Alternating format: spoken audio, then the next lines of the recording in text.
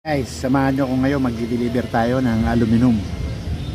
Samahan nyo ako sa deliveran at tignan natin sila kung paano sila mamili ng aluminum. Tara!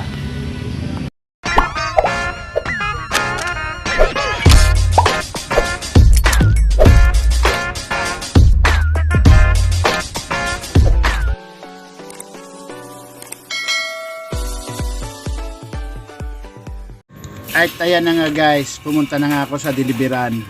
Ayan, binuhos na nila yung aking dala-dala na mga aluminum. Ito nga pala yung aluminum na lights. At yan naman yung heavy. May klase-klase kasi yung aluminum. Ayan, pinipilian na nila yan.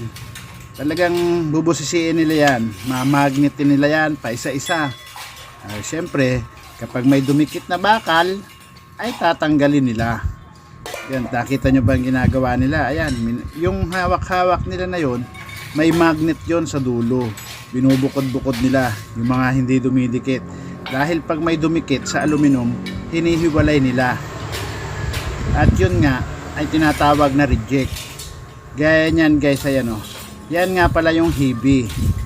Kung tawagin na aluminum. Yan, yung mga sasakyan. Mga solid, kumbaga. At tapos yan na yun, mamagnetin pa na naman nila. Pag may dumikit, ihiwalay nila yan guys.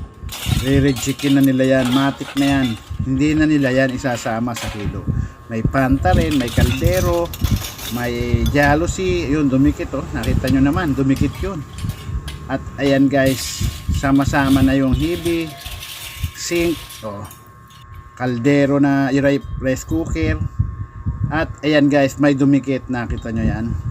Reject na yan guys, sigurado yan, matik, uuwi ko na yan at kakalasin yung dumidikit na yon. Maselan masyado dito sa amin guys. At ayan, napili na nga guys, isasako na nila. Pag nasako na yan at titimbangin.